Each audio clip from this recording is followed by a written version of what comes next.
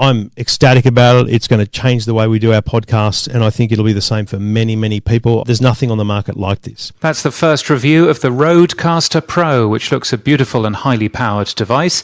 It was reviewed by EFTM, an Australian technology website. The reviewer, Trevor Long, who also podcasts, really likes it.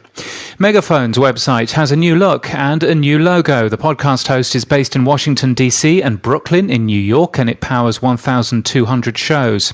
Podtrac has posted their top US podcast publishers for November 2018.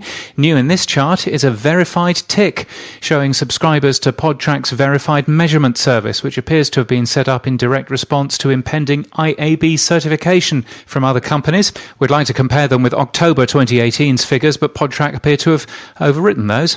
Castbox has published its 2018 year in review of the most popular shows listened on Castbox. Among the popular shows like Joe Rogan and Dr. Death, there's also a look at popular shows around the world like this. 5時の NHK ニュースです。 That's NHK Radio News on demand from Japan.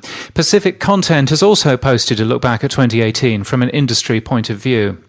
Rob Greenlee from Spreaker and Voxnest shares 6 takeaways about podcasting to VMH magazine, while Spreaker also shares 8 tips for growing your podcast listeners.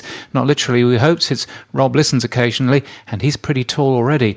Blueberry has some help for people who want to do live podcasts too. We link to all of those from the podnews.net newsletter.